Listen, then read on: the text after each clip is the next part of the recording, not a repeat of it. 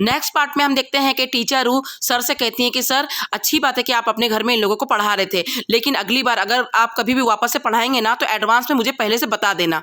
फिर सर कहते हैं ठीक है टीचर रू, मैं आपको अगली बार अगर मैं पढ़ाऊंगा ना तो आपको एडवांस में बता दूंगा। फिर टीचर कहती थैंक यू, चलो मैं चलती हूँ। फिर सर कहते ठीक है बाय। अब टीचर वहाँ से चली जाती है।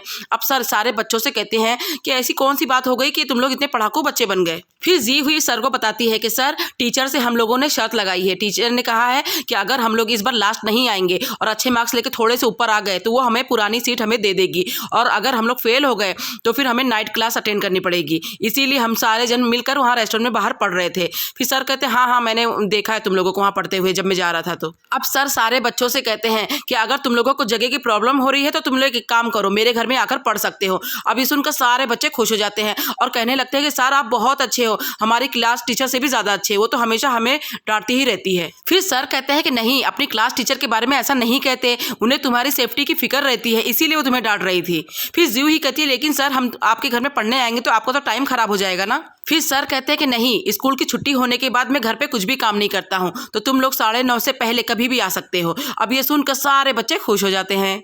अब रात होते ही सारे बच्चे सर के घर में पहुंच जाते हैं और फिर पढ़ाई करने लग जाते हैं। अब कुछ देर के बाद सर भी इन लोगों को मैथ्स पढ़ाने लग जाते हैं। फिर कुछ देर के बाद जिंगान भी पढ़ाने लग जाता है। फिर सर कहते हैं कि जिंगान तुमने भी बहुत अच्छा पढ़ाया है, मुझसे भी अच्छा, और कहते हैं कि चलो तुम लोगों को मैं एक और क्वेश्चन देता हूँ। अब इतने में जोंगजी भाई सर को कहता है कि सर क्या इस बार का पेपर आप ही बनाने वाले हैं। फिर सर कहता है कि चुप बैठो, मैं लीक नहीं करने वाला हूँ कुछ भी। अब सब हंसने लग जाते हैं। अब ये सारे लोग पढ़ाई करके सर की बिल्डिंग से बाहर निकलते हैं और एक दूसरे को बाय बोलकर वहां से जाने लग जाते हैं। अब जिंगान जी हुई से कहता है कि जी हुई तुम कैसे जाओगी। फिर जी हुई कहती है कि मैं कैब कर लूंगी। फिर जिंगान कहता है कि इतनी रात को कैब से जाओगी, खतरा होगा। फिर ये कहती नहीं मैं चली जाऊंगी। फिर जोंगजी भाई भी कहता है कि अरे हाँ वो चली जाएगी, कैब में कुछ भी खतरा नहीं है। फिर जिंगान कहता है अच्छा ठीक है जी हुई, चलो मैं तुम्हें कार तक छोड़कर आता हूँ। अब ये तीनों रोड पर चलकर आ जाते हैं। फिर जोंगजी भाई कहता है कि जी हुई मैं तुम्हारे लिए कार रोक देता हूँ। अब वो एक कार रोकता है। अब कार वाला रुकता है और फिर इन लोगों की तरफ देखकर कहता है कि कहाँ जाना है, किसको जाना है, इतनी जोर जोर से चिल्लाने लग जाता है। अब ये दोनों डर जाते हैं। फिर जी हुई कहती नहीं मुझे कुछ भी नहीं, कहीं नहीं जाना है, मैं कैंसिल कर रही हूँ। फिर कहता है कि कैंसिल करना था तो रोके क्यों, और फिर चला जाता है। अब जोंगजी भाई कहता है कि बाबा कितना खतरनाक आदमी था ये, जी हुई से भी ज्यादा खतरनाक। फिर जिंगान कहता है कि जी हुई चलो मैं तुम्हें अपनी साइकिल से घर छोड़ देता हूँ। फिर जोंगजी भाई कहता है नहीं बिल्कुल भी नहीं। फिर जी हुई कहती क्यों नहीं। फिर कहता है कि जिंगान पहले मुझे घर छोड़ेगा। फिर जी हुई कहती है कि तुम लड़की हो क्या। फिर जोंगजी भाई कहता है कि तुम भी कौन सी लड़की जैसी दिखती हो। अब ये इसे मारने लग जाती है। फिर जोंगजी भाई कहता है कि देखो जिंगान ये मुझे मार रही है और तुम इस पर तरस खा रहे हो। फिर जिंगान कहता है कि जोंगजी भाई तुम इसे अपनी साइकिल में बिठाकर घर छोड़ दो। फिर जोंगजी भाई कहता है नहीं। फिर जी हुई कहती है कि तुम चाहते क्या हो। फिर जोंगजी भाई कहता है कि तुम मेरी साइकिल लेकर जाओ और मैं जिंगान के साथ बैठकर जाऊंगा। फिर जी हुई कहती है कि तुम मजाक कर रहे हो। फिर जिंगान भी कहता है कि जोंगजी भाई तुम्हारी साइकिल की सीट बहुत ऊंची है, ये नहीं चला पाएगी। फिर जोंगजी भाई कहता है कि इसके पैर देखो कितने लंबे हैं, ये तो कोई ऐसी साइकिल है जो ये नहीं चला सकती, ये चला लेगी। फिर जी हुई कहती है कि जोंगजी भाई लगता है तुम्हें मार खाना है मुझसे। फिर जोंगजी भाई कहते हैं नहीं मुझे नहीं खाना है, ये लो साइकिल, और अपनी वाली साइकिल उसे दे देता है और जिंगान की साइकिल पे पीछे बैठ जाता है। अब जिंगान जी हुई से कहता है कि जी हुई तुम चला लोगी ना।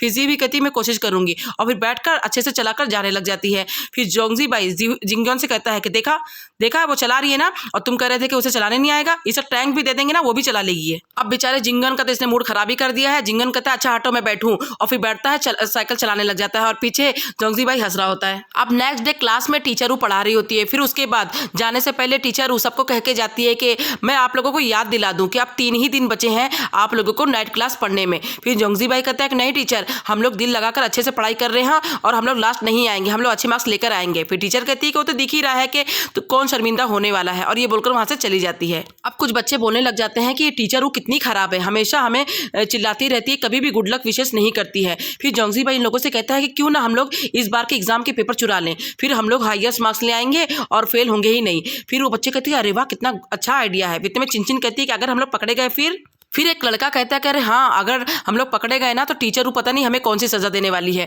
फिर ये लोग कहते हैं कि हमें अगर पेपर चुराना है तो ऑफिस में ऐसे स्टूडेंट को भेजना पड़ेगा जिस पर टीचर को कोई शक ना हो। फिर जोंगजी भाई जिंगान की तरफ देखता है और कहता है कि जिंगान क्या तुम हमारी एक हेल्प कर सकते हो। फिर जिंगान कहता है क्या।